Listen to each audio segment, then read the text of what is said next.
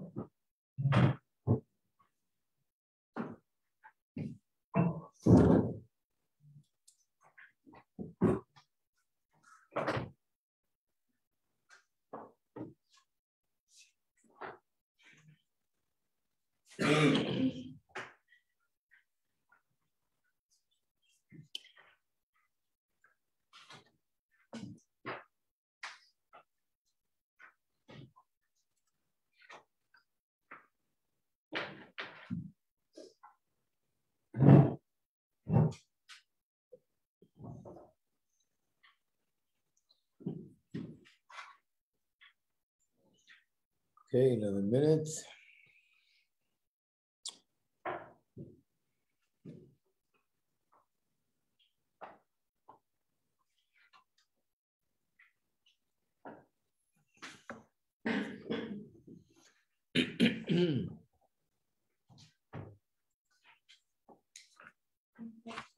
Yeah.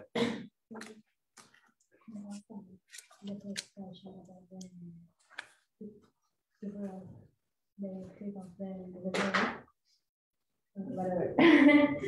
It's something like the relationship to tobacco, no? Which question?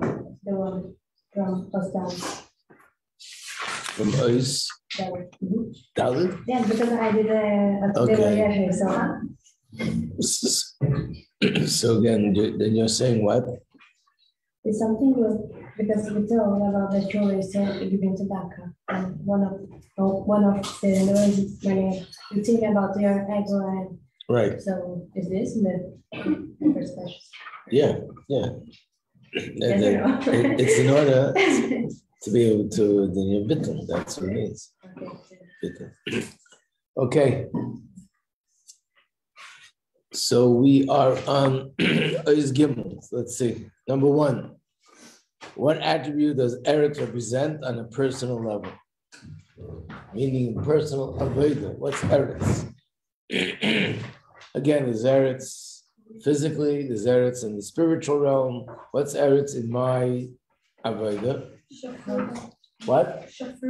Shiflut. Bittul. We'll use the word bittul. And that's the next question, number 2. How would you define Yeshus and bittul? I know the simple meaning is Yeshus is arrogance and bittul is humility.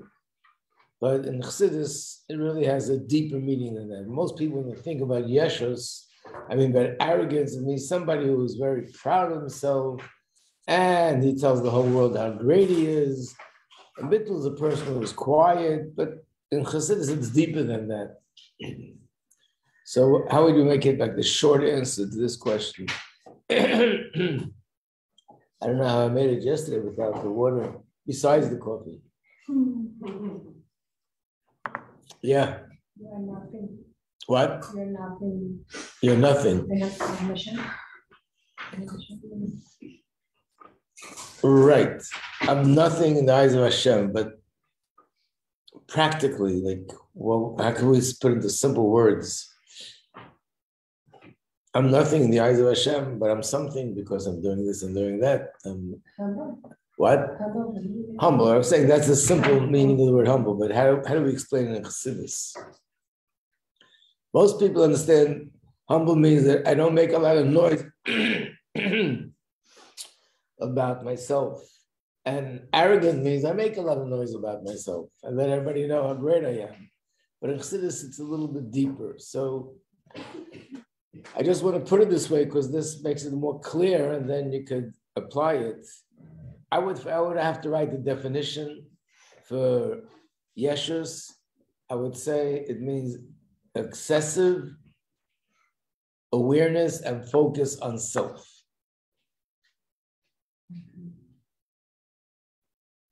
So what is bittul? Bittul is the opposite. And that my awareness and my focus is on Hashem, not on myself. My focus and awareness is what I'm doing, not on myself. I would think of this mashal just to give you an idea of what I mean. When you go into a store, are you aware that you go into the store? Baruch Hashem. Okay. Now I know everything is normal. Good.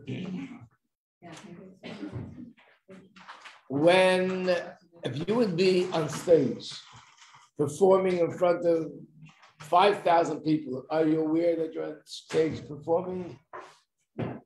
Is it the same awareness? No. In what way is it different? Right. When you're on stage, you're very aware that I'm on. I want to make sure every movement is right and what I do is correct, and I'm going to impress the people. I'm very aware of myself. That's what I'm doing. I'm here presenting myself. I'm here performing.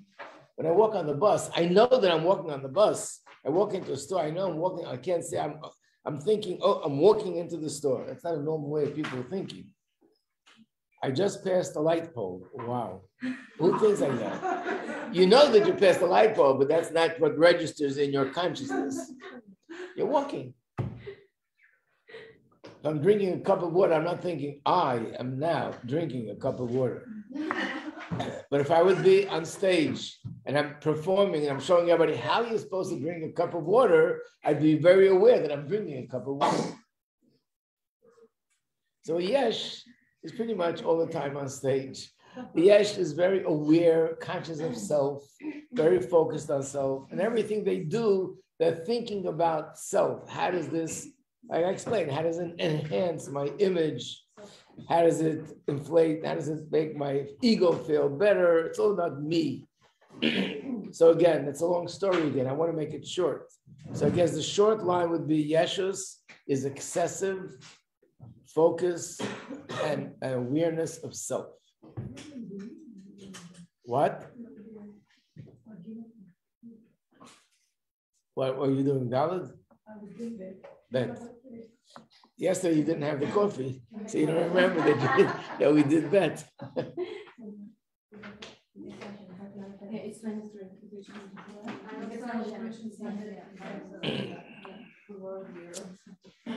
So bittul means that I'm focused on something higher than self, outside of myself. I'm trying to make it a little bit more normal. Like, what are we talking about? When you say I'm nothing, it sounds a little bit like, come on, what do you mean I'm nothing? I'm here, what do you mean I'm nothing? There's a story with a chassid, I don't know if I told it to you in this class, that he walked in his friend's store and he bought eggs and bread and milk and he started to walk out. And the friend says, where are you going? So I'm going home. I mean, you just bought stuff, you didn't pay me. I learned in Chassidus that everything is nothing. So I took nothing and I don't have to pay you anything. He says, start screaming. No, yes, and screaming. I learned Chassidus. Chassidus is truth. This is nothing. So he came to the Rav. He said, I'm going to go to the Rav. And I'll go to a Chassidus Rav that knows Chassidus. You'll see. He'll be on my side. After the Rav heard what he had to say, he had a whip hanging on the wall. So he said, and he had a worker working for him. So he said like this, if you don't put back the egg and the bread and the milk right now, I'm going to call my nothing to take the nothing that's hanging on the nothing and I'll hit you over the nothing. So is there or not? There's a very big chassid of the Untitled Rebbe. His name was Armstrong Scheller. He was a chabrusa with chassid of the Alter Rebbe, rather. He was a chabrusa with the Untitled Rebbe. One of the biggest chassidim. Later, he became a Rebbe himself, and he was a very excitable person. One of the differences between him and the Untitled Rebbe was the Untitled Rebbe was very much against outward expression of excitement, and he was the opposite. He was a very excitable person. He would sometimes get so excited, he'd jump on a chair and jump on a table. With a very, very deep mind and a very big chassid. So one time he had a farbrengen, and he was talking about this subject, how the whole world is nothing and everything is batel b'metzius. And he got up and he started dancing, and everybody's dancing with him in a circle. In the wall, there was an oven, and the oven was extending a little bit outside the wall. So when chassidim dance in a circle, it's not a perfect circle. You move this way, you move that way. He got a little bit too close to the wall, and he was dancing the whole time and just singing, and then he crashed into the oven. And he stopped and said, it looks like an oven does exist.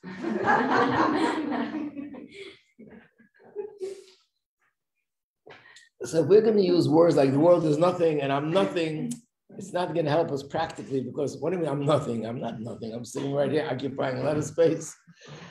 So therefore, nothing means my independence of Hashem. Again, bittul would mean less focus on self and more focus on Hashem. And Yeshus is a person which is more focused on self and less focus on Hashem. And the degree of that focus, that's if he's a big Yesh or a smaller Yesh. That's why I use the words excessive. Everybody's aware of self. It's an excessive awareness and the focus. And I'm always thinking about my image and about my status and how many points I have and so on. Where am I in the race, in the competition? Number 3, what is the klipa of Amalek?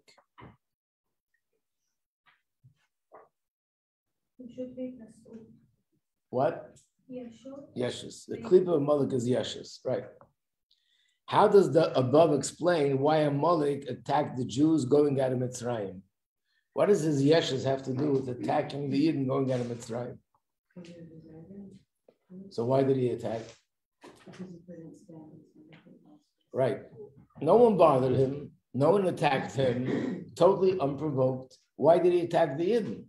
And the answer is because the Yidden were glorified by all the miracles that happened. The whole world was paralyzed with fear from seeing how Hashem did so many miracles for the Yidden, that Mitzrayim, the superpower of the generation, was humiliated, and he couldn't stand the greatness of the Yidden. Why not? Because that's what a yesh is. A person who's a yesh, which means he's obsessed with his own image and his own status. Anybody else who has any image or any status detracts from his own, makes him less.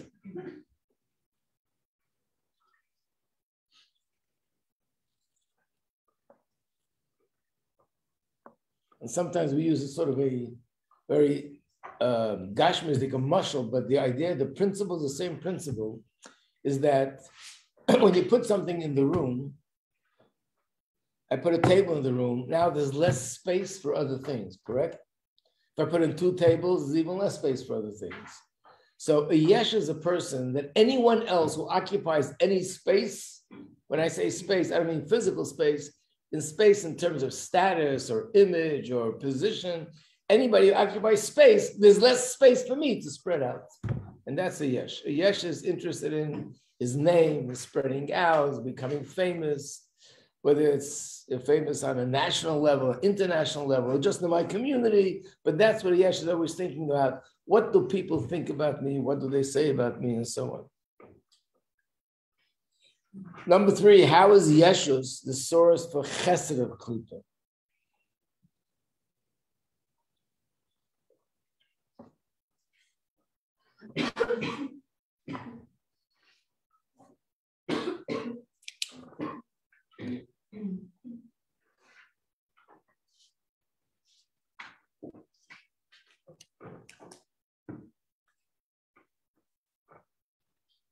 I know it's happening. You know the answer, but you're afraid to say because it'll make you be more yesh, so now you're going to be quiet. We're in trouble. Okay, I won't count it for yeshes. Okay, so who knows the answer?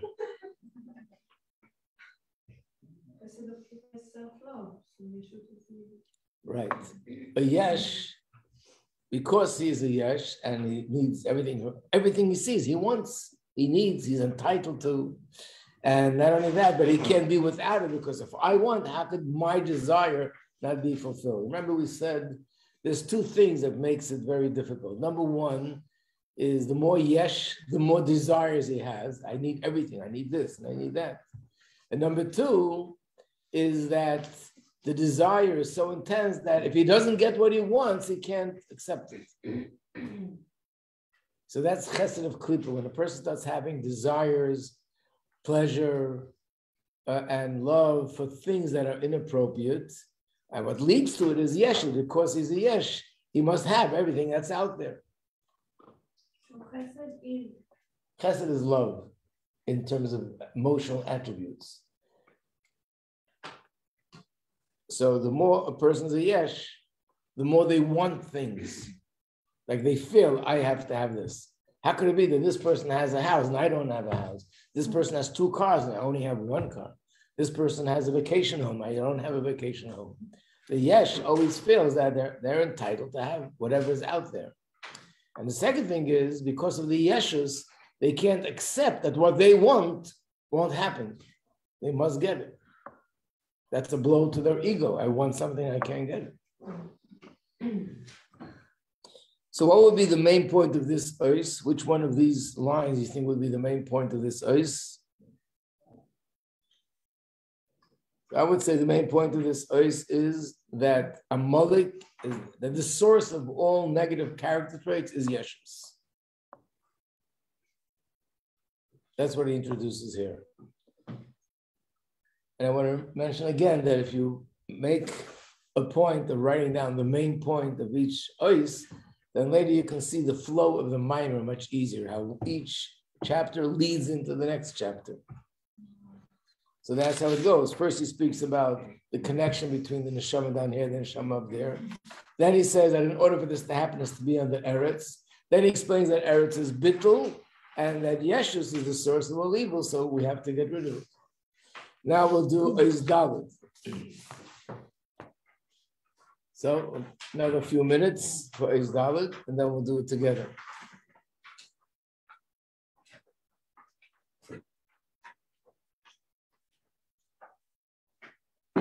it's interesting. This is a term that's used in Chassidus.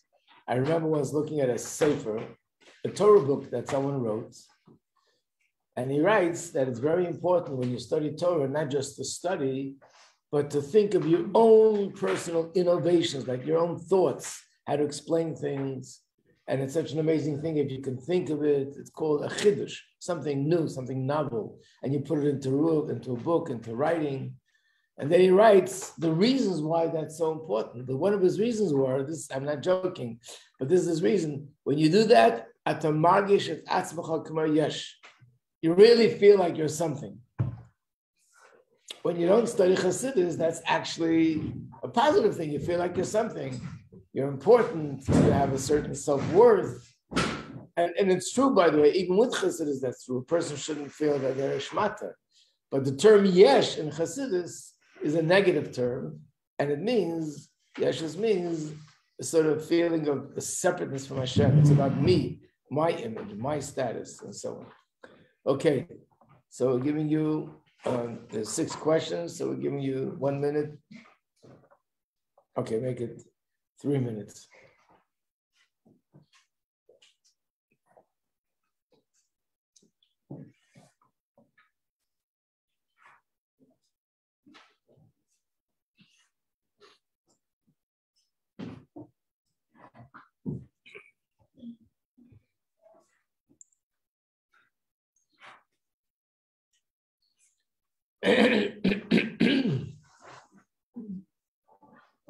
What is Prevent limnoa.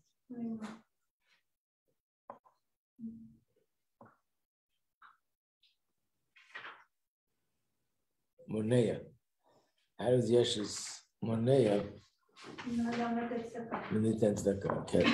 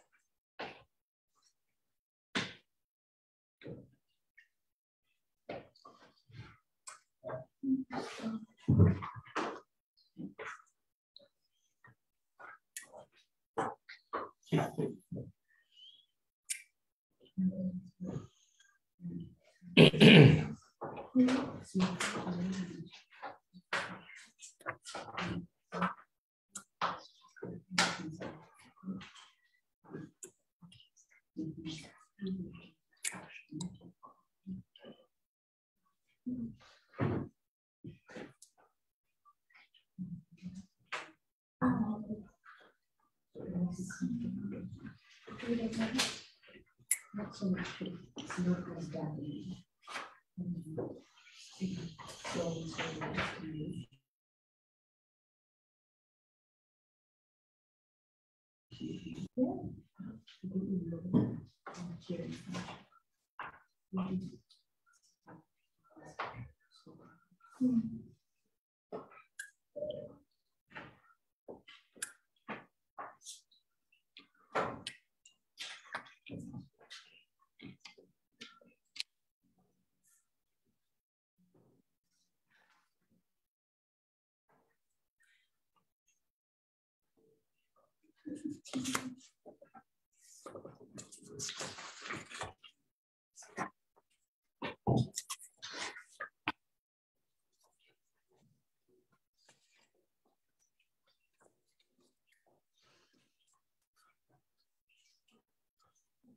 Okay, number one.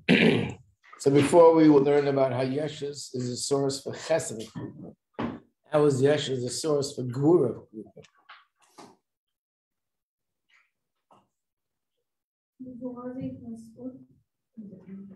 Why? How is gvura connected to his natsut? He's not able to get them. What? But he's not really able to get. The whole thing with Stefan, that someone who is so full of himself, they think that they need everything that they have. They can't give it away. Okay, so that's one way of explaining it. The gvura would mean to hold back. So a person who has Yeshus holds back in a negative way. He holds back from giving others. What else? What else is mentioned in the Maimer here? What? Anger. Gvura is anger or hate, or even the person is motivated to murder. That comes from the fact that they're a yes, and they can't stand that anything gets in their way, and they can't have what they want. Gvura is anger? Gvura is anger, yeah. Why is gvura anger? First of all, let me ask a different question. If you'd have to write Webster's dictionary, and you have to write chesed and gvura, how would you define chesed, and how would you define gvura? Discipline is a detail. What would be the principle? What? Is a detail. What would be the principle? Oh, yeah, gvura is anger. Like it's like to restrict. Gvura is anger. Yeah. Well, first of all, it's fire. It's anger. What? It's anger. Right. Let me give you a definition, which is not a detail, it's a general definition. And anything that falls under these two categories is either chesed or gvura. Emotion, the word emotion, midot, generally speaking, means, and I think that's actually what it means in English. It means that something outside of myself moves me in a certain direction. Another person, an incident that happened, an object, it moves me. It makes me feel love, it makes me feel hate, it makes me feel pleasure, it makes me feel this, it makes me feel that. But that's midos. Midos is how I react to something outside of myself. Is that correct? Follow that part? So even though there could be many different ways of reacting, if you ask a psychologist to give you a list, they'll probably give you a list of 103 and a half things. But things. Either I react in a way that I come closer, or react in a way that I draw, I pull back.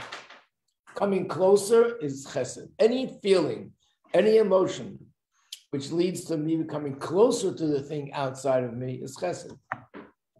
Any feeling which makes me be more removed and withdrawn more into myself and away from the thing outside of me, a distance between me and that is gvura.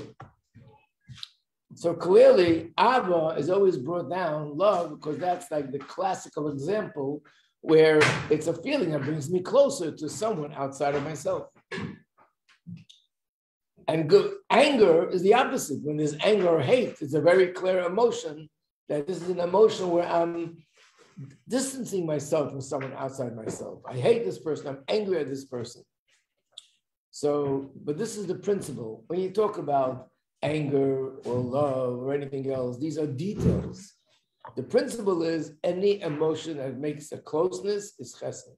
Any emotion that makes me move back is gevura. Now, give me examples of emotions and we'll analyze it. So if a person is disappointed, it's an emotion. I'm disappointed. Is that chesed or gevura? Mixed. Now you're mixing me up. Okay. Right, I'm disappointed with you because I'm moving away. It's a distance between me and you. If I say I'm proud of you, that's a closeness between me and you. It's a different emotion. It's not love, but it's a different emotion, but it's also about closeness. And that's how you go down the line. Any emotion which is moving forward is chesed. And that's why we use the word chesed, because chesed, everybody thinks, oh, chesed is when you do tzedakah, you do a favor. That's an example. Why chesed? So there's so much more in this word, because don't forget, this is supposed to include any kind of emotion under a certain category. So even what I'm saying is probably not perfect, precise, accurate, but it's a general description that'll help you identify what it belongs to. Is it chesed or gevura? And therefore, anger is surely gevura. And what leads? What? But gevura is not always anger. Right. Anger is gevura, but gevura is not always anger. True. I remember once in a class, I asked the teacher a question. So he says, every horse has 4 legs, but not everything with 4 legs is a horse.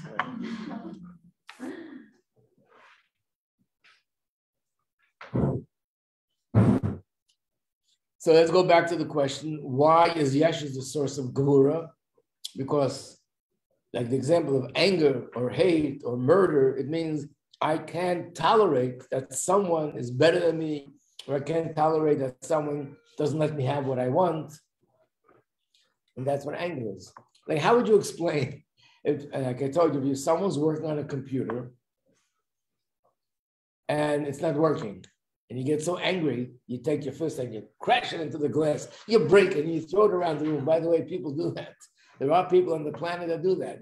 Who are you angry at? He has no brains. This is a demon. What are you getting angry at the computer? It's not about the computer. The anger is the emotion. I can't get what I want. And it's a very destructive emotion. And I told you, the Rambam Paschals that on Shabbos, if you break something out of anger, it's a malacha. Even though it's destructive, and destruction is not malacha, but the Rambam says, for my anger, it calms me down. Now, how do you explain that? When I break something, I get calm. I slam the door so loud that they hear me down the block. Now I'm calm. What's the connection? No connection. The connection is, it's a destructive emotion. The person's out of control. Why are they out of control? Because they're not getting what they want. That's Yeshus. That comes from Yeshus. A bittul person is, okay, so it didn't work out. Well, on to the next. How is Yeshus the source for teferes of Klipa? So we have chesed, gevura, then teferes. And it's his power, his pride. Right. Here he's translating the word teferes from the word boasting or proud, priding myself with myself. Right, So that's Yeshus. So. Right. Yesh wants to, may want to talk about them, how great they are. And if you don't talk about it, I'll talk about it. I'll tell you how great I am. How does the Yeshus prevent a person from giving tzedakah properly? That's what I was saying. What? This is what I was saying. They think that everything they have, they need, and it's for them. And they can't part with anything because I need it for myself. So the word tzedakah properly means I'm not giving according to what I really have. I'm giving less because I can't let go of what I really have. So we're talking about a person who actually gives tzedakah, not someone who doesn't give. What does it mean that Amalek is the first, literally and spiritually?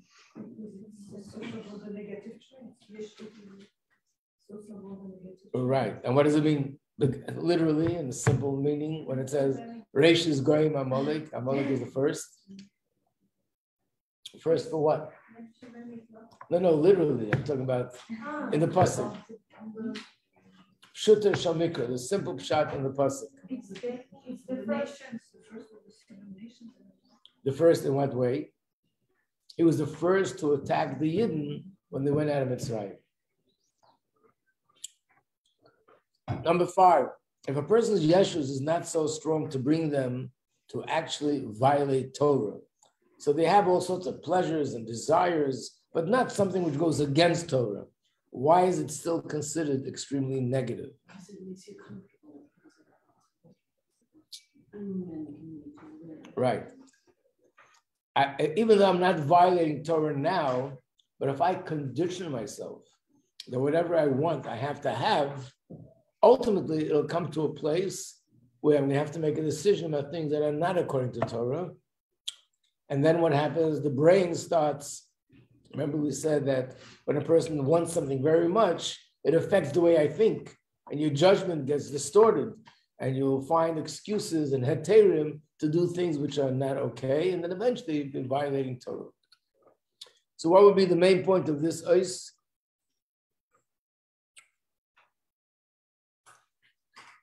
So the main point would be, I think, in the previous ois, he explained that Yeshus leads to all sort of the passions of a person, doing averis.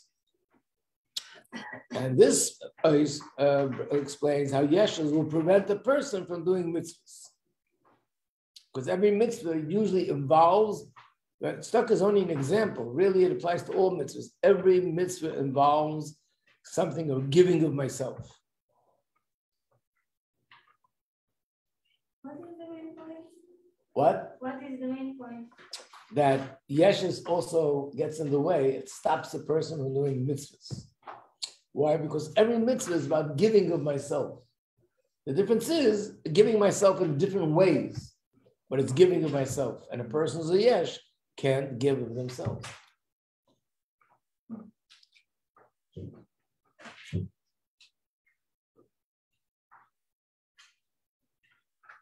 They tell the story that, when communism came out, everything was all about being loyal to the motherland, to the communist ideology. So they once came to a person and they said to him, if you would have 100 cows and 100 chickens and 100 barns, what would you do with it? The people in the government asked him a question, said, I give it all away to the government, very loyal. And if you'd have 25, give it all away to the government. Finally, he said, if you'd have 1 cow, which he had, 1 chicken, and 1 barn, what would you do with it? I don't know. I started thinking. I don't understand. If you have 100, you give it all away. If you have 25, you give it all away. If you have 1, you have to think. Yeah, because 1 I really have. So I have to think. I can give away things that are not really connected to me, but if it's connected to me, that's a whole different story. Okay, now we'll go to ois. Hey, let's start at least. And this is the final ois of the mimer.